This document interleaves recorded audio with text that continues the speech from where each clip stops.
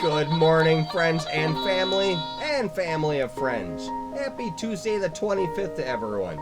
Well, we're pushing our way through the next evolution in our Morning Minutes segment, and as usual, we would really appreciate your feedback. And if you like what you see, please remember to like, follow, and share us with your friends and family. And thanks again for being part of this journey. Linda and I really do appreciate it.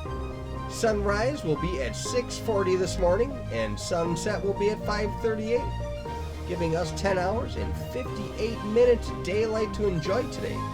We break the 11-hour of daylight threshold today, or tomorrow, so looking forward to it. Summer's on its way, everyone. Presently, it's about 30 degrees, depending on where you live, and we'll only make it up to the mid-30s today. It looks like we dodged a bullet again. If we get any precipitation, it'll probably be a rain-snow mix. Hopefully no need to shovel, but as usual, watch the roads for slippery spots and crazy drivers. Alright, on to our birthdays.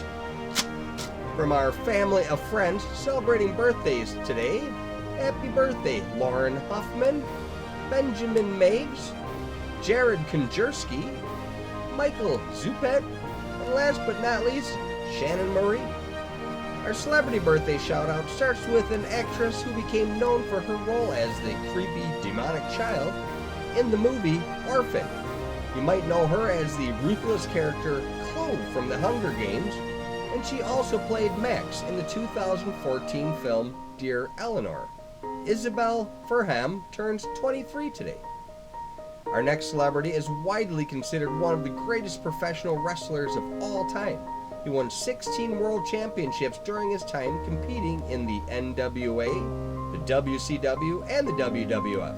His professional career spanned from 1972 to 2012.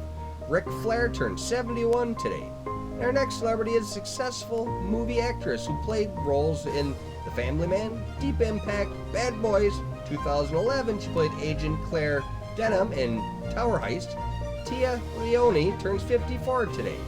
And last but not least, an actor known for his portrayal of Samwise Gamgee in the Lord of the Rings trilogy.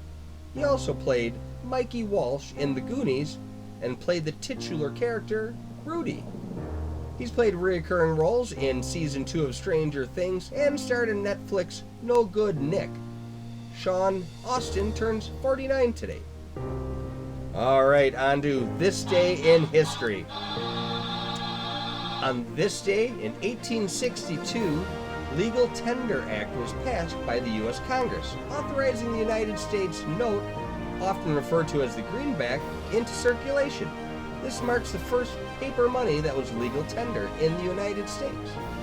51 years later, on this day in 1913, the 16th Amendment to the U.S. Constitution became law, providing the legal basis for the institution of a graduated income tax. In short, it was the start of U.S. citizens paying federal taxes on income. A short 6 years later, the politicians decided they loved the extra income, so on this day in 1919, Oregon became the first state to start charging gasoline tax at a rate of 1 cent per gallon. 38 years later, on this day in 1957, music icon Buddy Holly and the Crickets recorded the classic hit That'll Be the Day. 63 years later, and that song is still be played on the radio. Alright, 25 years later, on this day in 1982, the final episode of The Lawrence Welk Show airs. Boy, I remember that show being on at dinner time, back when I was just a young lad. That or hee-haw, well, such memories. But anyway, and this probably belongs in a weird but true segment, but on this day in 2018, China briefly bans the letter N as part of a widespread censorship effort. That's what you get when you give your government too much power. Something that we should all keep in mind. So, alright, moving on to our comedy corner. Oh, did that backwards. Alright, why couldn't the pony sing a lullaby? Because she was a little horse. Alright, today is National Pancake Day, National Clam Chowder Day, and National Chocolate Covered Nut Day. Today's morning motivational is brought to you by Roy T. Bennett, when he simply said, "Don't be pushed around by the fears in your mind, be led by the dreams in your heart." So true. Our real estate topic today is debt to income ratio. Debt to income ratio, or DTI ratio, is a number used by mortgage lenders which is determined by the total of your debt expense plus your monthly housing payment divided by your monthly income and multiplied by 100.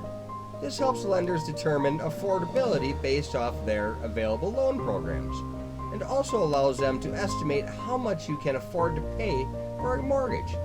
Lenders typically look for borrowers to pay 28% or less of their total monthly income on housing, and less than 36% of their income on debt payments, according to Investopedia.